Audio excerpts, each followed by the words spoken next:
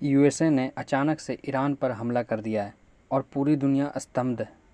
क्या हम third world war की ओर बढ़ रहे हैं? क्या West Asia permanent war zone बन जाएगा? और आखिर अमेरिका ने ये फैसला लिया क्यों, बिना किसी चेतावनी के? नमस्कार, वेलकम टू एडुस्फेयर। आइए हम लोग बात करते हैं USA suddenly attack Iran, whole world is shocked. यहाँ पे हम लोग देखते हैं आर्टिकल। ईरान के जो है 3 परमाणु ठिकानों पर अमेरिका ने गिराए बॉम्ब। यहाँ पे वेरियस न्यूज़ आउटलेट में आप लोग आर्टिकल देख सकते हैं। बीबीसी का यहाँ पे देखेंगे article. Iran nuclear site severely damage after strike, US says. What is Iran Fordow nuclear site set, why did Israel want a US strike? यह है, देखिए, B-2 बॉम्बर जो है यूएसए का B-2 बॉम्बर है और ये इसकी कॉस्ट बताई जाती है $2.2 बिलियन। काफ़ी एक्सपेंसिव है ये बॉम्बर एयरक्राफ्ट। ये देखिए साइट्स यहाँ जहाँ पे B-2 बॉम्बर ने यूएस ने ईरान में स्ट्राइक की है।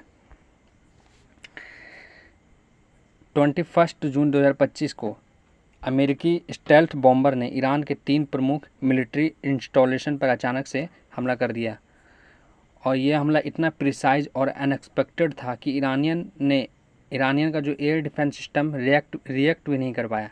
यूएस का जो B-2 बॉम्बर है, जो B-2 बॉम्बर ये B-2 बॉम्बर है जो नतांज, ये नतांज और फोर्डो और ये इस्फान के पास स्थित न्यूक्लियर साइट्स थी जो, और ड्रोन फैसिलिटीज़ को निशाना बनाया। अब सवाल उठता है, वाई नाउ? क्यों जो ट्रंप एडमिनिस्ट्रेशन ने इतनी बड़ी मिलिट्री एक्शन बिना पब्लिक स्टेटमेंट के ले ली? कुछ इंटेलिजेंस रिपोर्ट्स के मुताबिक Iran secretly advance its nuclear enrichment to 90% weapon grade uranium, यानी ईरान अब कुछ हफ्तों में ही न्यूक्लियर बॉम्ब बना सकता है। अमेरिका ने कई बार वार्निंग दी थी, लेकिन ईरान मानने के लिए तैयार नहीं था। और जब डिप्लोमेसी फेल हो गई तो आया ऑपरेशन साइलेंट फाल्कन। जी हाँ, इस ऑपरेशन का नाम है ऑपरेशन साइलेंट फाल्कन और ये कोड नेम था इस स्ट्राइक का। जैसे ही खबर दुनिया भर में फैली, यूएन सिक्योरिटी काउंसिल की इमरजेंसी मीटिंग बुलाई गई। रशिया ने कहा, this is an act of war. China warn कर रहा है कि the region is now on the brink of chaos. India ने अभी तक कोई आधिकारिक बयान नहीं दिया है, लेकिन सोर्स बता रहे हैं कि इवैक्यूएशन जो प्लान से शुरू कर दिए गए हैं और तेज़ी से, मतलब इवैक्यूएशन जो ईरान में इंडियन स्टूडेंट्स हैं उनको बहुत तेज़ी से वहाँ से निकाला जा रहा है। ईरान ने बयान दिया है कि अमेरिका ने जो आग लगाई है उसका जवाब पूरा वेस्ट एशिया देगा। Iran back militants in Iraq में और सीरिया में और लेबनान जब अब मोबिलाइजेशन स्टार्ट हो गई है।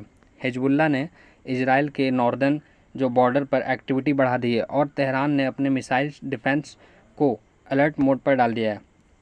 एनालिस्ट के मानते हैं तो अगले 48 आवर्स सबसे क्रिटिकल होने वाले हैं। दोस्तों, क्या ये एक बड़ा युद्ध शुरू होने वाला है? जियोपॉलिटिकल एक्सपर्ट 2 कैंप में बढ़ चुके हैं। सम सेज ये सिर्फ एक लिमिटेड टैक्टिकल स्ट्राइक है। अदर सेज ईरान की जो